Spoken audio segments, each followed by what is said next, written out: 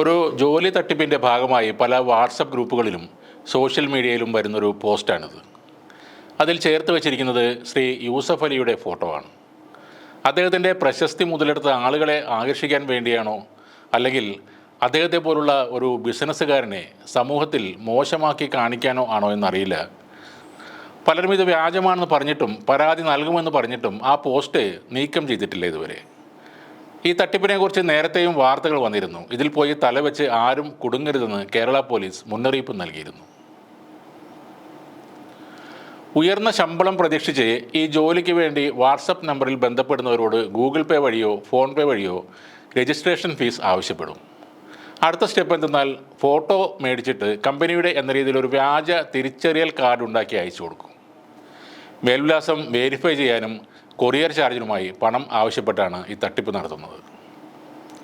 നടരാജ് പെൻസിലിൻ്റെ പേരിൽ ജോലി വാഗ്ദാനം ചെയ്യുന്ന പോസ്റ്റുകൾ തട്ടിപ്പാണ് എന്ന് ആ കമ്പനി തന്നെ നേരത്തെ വ്യക്തമായി പറഞ്ഞിട്ടുണ്ട്.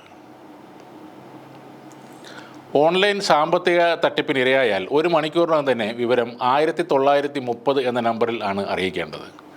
എത്രയും നേരത്തെ റിപ്പോർട്ട് ചെയ്താൽ തട്ടിപ്പിന് ഇരയായ വ്യക്തിക്ക് നഷ്ടപ്പെട്ട തുക തിരിച്ചു ലഭിക്കാനുള്ള സാധ്യത കൂടുതലാണ്.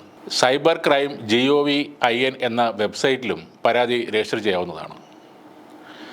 സോഷ്യൽ മീഡിയകളിലൂടെ നടക്കുന്ന ഇത്തരം തട്ടിപ്പിനെ അതിനെതിരെ പോലീസ് പലതവണ മുന്നറിയിപ്പ് നൽകിയിട്ടുമുണ്ട്. ഇങ്ങനെയുള്ള തട്ടിപ്പുകളിൽ ഏറ്റവും കൂടുതൽ നടക്കുന്നത് ടെലഗ്രാം ഗ്രൂപ്പുകൾ വഴിയാണെന്നും, എന്നാൽ ആ ഗ്രൂപ്പിൽ നിങ്ങൾ ഒഴികെ ബാക്കി എല്ലാവരും തട്ടിപ്പുകാരുടെ ആൾക്കാരാണെന്ന വിവരം അറിയുന്നത് അവസാന ഘട്ടത്തിലായിരിക്കുമെന്നും പോലീസ് പറയുന്നു. തട്ടിപ്പിന് ഇരയാകുന്നതിലും നല്ലത് തട്ടിപ്പിന് ഇരയാകാതെ വിവേകത്തോടെ പെരുമാറുന്നതാണെന്നും പോലീസ് അറിയിക്കുന്നു. യൂസഫ് അലി എന്ന വ്യക്തിക്കെതിരെ പലപ്പോഴും സോഷ്യൽ മീഡിയയിൽ ആക്രമണം ഉണ്ടാകാറുണ്ട്. ലോകമെമ്പാടും വ്യാപിച്ചു കിടക്കുന്ന തൻ്റെ ബിസിനസ് സാമ്രാജ്യം വഴി ആയിരക്കണക്കിന് ആളുകൾക്ക് ജോലി നൽകിയിട്ടുള്ള ആളാണ് യൂസഫ് അലി. പലപ്പോഴും അദ്ദേഹത്തിനെതിരെ നടക്കുന്ന ആരോപണങ്ങളും ആക്രമണങ്ങളും ഒരു വർഗീയ ചായ്വ് ഉള്ളതുമാണ്. പലരും ആരോപിക്കുന്ന കാര്യമാണ് അദ്ദേഹത്തിൻ്റെ സ്ഥാപനങ്ങളിൽ ശമ്പളം കുറവാണെന്ന കാര്യം. നമ്മൾ വിദേശ രാജ്യങ്ങളിൽ ജോലി ലഭിക്കുമ്പോൾ ഒരു കോൺട്രാക്റ്റ് ഒപ്പിടാറുണ്ട്.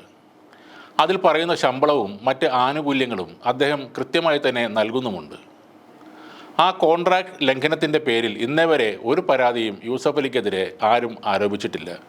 അങ്ങനെ ഒരു സംഭവം ഉണ്ടായിട്ടുമില്ല. ജീവിതത്തിൽ വിജയിച്ച ബിസിനസ്സുകാരെ ഏത് വിധേനയും താറടിച്ച് കാണിക്കാനുള്ള ചിലരുടെ ശ്രമങ്ങളുടെ ഫലമാണ് ഇത്തരം ആരോപണങ്ങളും വ്യാജ പരസ്യങ്ങളും. ഇത്തരം കാര്യങ്ങൾ വഴി നിങ്ങൾ യൂസഫ് അലിയെ മാത്രമല്ല കളങ്കപ്പെടുത്തുന്നത്, നമ്മുടെ നാടിനെ കൂടിയാണ് എന്നത് ഓർക്കുക. നടരാജ് എന്ന വലിയ കമ്പനിക്ക് പെൻസിൽ ഉണ്ടാക്കാൻ അറിയാമെങ്കിൽ അത് പാക്ക് ചെയ്യാനും അവർക്കറിയാം.